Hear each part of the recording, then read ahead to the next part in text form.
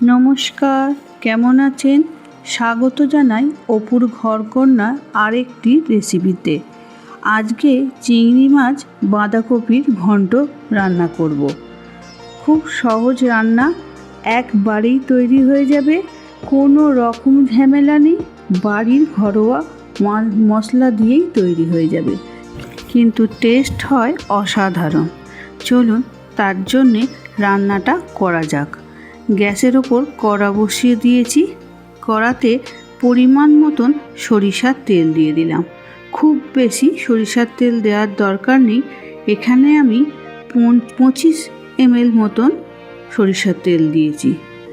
1 চামচ গোটা জিরে, একটি তেজপাতা আর একটি শুকনো লঙ্কা দিয়ে দিলাম।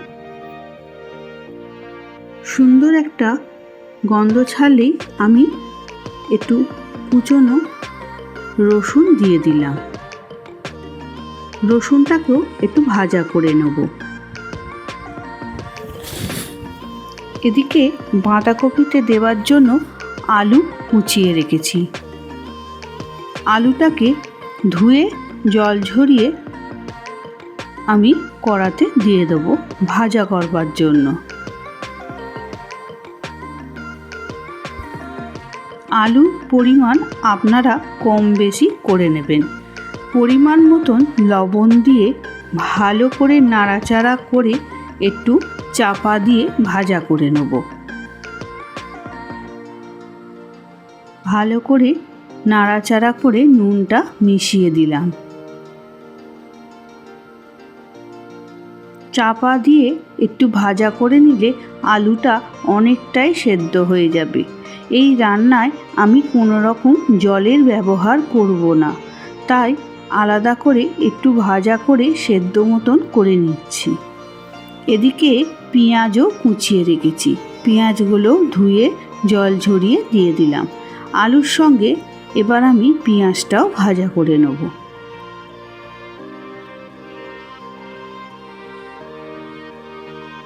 চিংড়ি মাছটাকেও বেছে ধুয়ে পরিষ্কার করে নুন হলুদ মাখিয়ে রেখেছি। পেঁয়াজ আলু ভালো রকমভাবে ভাজা হয়ে গেলে আমি এর ওপরেই চিংড়ি মাছটা দিয়ে ভাজা করে নেব। ঘরোয়া রান্না আমি এইভাবেই করি, একসঙ্গেই আমি ভেজে নেব। আলাদা করে ভেজে ভেজে তুলে রাখার কোনো নেই। এই রকমভাবে একসঙ্গেই রান্নাটা করবেন, তাহলে কোনো রকম জলও লাগবে না।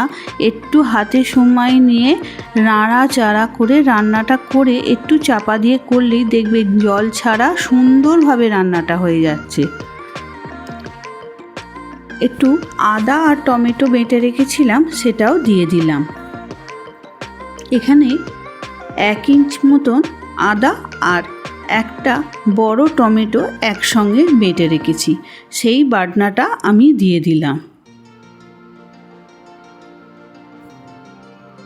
বাটনাটা দিয়ে ভালো করে নাড়াচাড়া করে রান্নাটা করে নিচ্ছি। 1 চামচ জিরে গুঁড়ো দিয়ে দিলাম।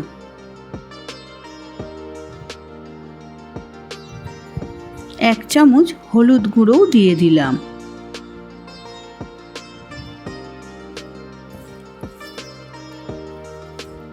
1 চামচ লাল লঙ্কার গুঁড়োও দিয়ে দিলাম। 1 চামচ কাশ্মীরি লাল মির্চ লঙ্কার গুঁড়োটাও দিয়ে দিলাম। পরিমাণ মতন চিনিও দিয়ে দিলাম। পরিমাণ মতন লবণও দিলাম। সব মশলাগুলো একসঙ্গেই দিয়ে দিলাম। এবার ভালো করে রান্নাটা করে নেব, যাতে মশলার গন্ধটা চলে যায়, কাঁচা গন্ধ না থাকে।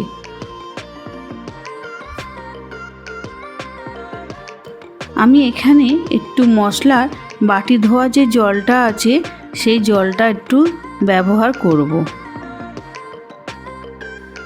অল্প একটু জল দিয়ে এটাকে ভালো করে কষিয়ে নিচ্ছি।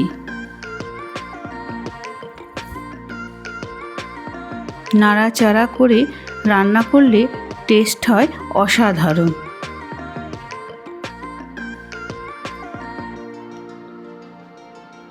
বাঁধাকপি আগে থেকে কুচিয়ে ভালো করে ধুয়ে জল ঝরিয়ে রেখে দিয়েছি, সেই বাঁধাকপিটাও আমি দিয়ে দিচ্ছি।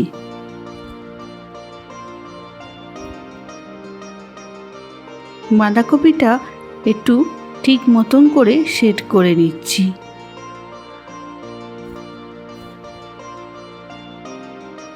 ঠিকঠাক সেট হয়ে গেছে, এবার একটু চাপা দিয়ে রান্নাটা করে নেব।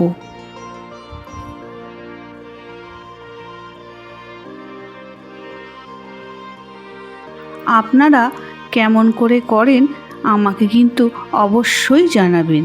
আমি ঘরে ঠিক এই রকম করেই রান্না করলাম, এটাই আপনাদের সঙ্গে শেয়ার করছি।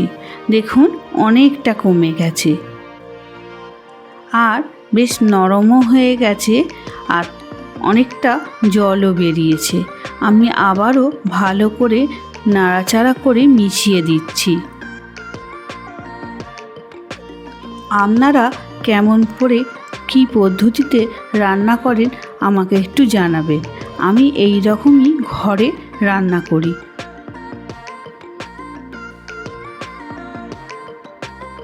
এই রকমভাবে যদি রান্না না করেন একবার করে দেখবেন, খেতে অসাধারণ হয়, আলাদাই টেস্ট হয়। আমি এই রান্নায় কোনো রকম জল তো ব্যবহার করবই না, কোনো রকম গরম মশলা বা ঘিও ব্যবহার করব না।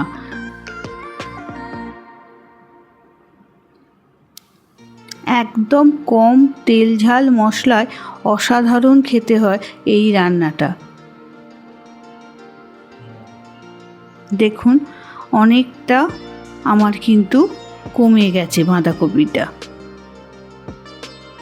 আমি আবারও চাপা দিয়ে খানিকক্ষণ গ্যাসের ফ্লেম লোতে রেখে দেবো। দেখুন একদম পারফেক্টভাবে রেডি হয়ে গেছে, আর কতটা কমে গেছে বুঝতে পারছেন তো। একদম জল ছাড়া এই রান্নাটা হলো। এই রান্নাটায় কোনো রকম জল, গরম মশলা বা ঘি কিছুই পড়বে না, একদম সাদামাটা, কিন্তু খেতে অসাধারণ। একবার করে খাবেন তবেই বুঝতে পারবেন এর স্বাদ। পরিবেশনের জন্য একদম কমপ্লিট। ভালো থাকবেন, সুস্থ থাকবেন। কেমন লাগলো অবশ্যই জানাবেন। আজকের মতন এখানেই বিদায় নিলাম।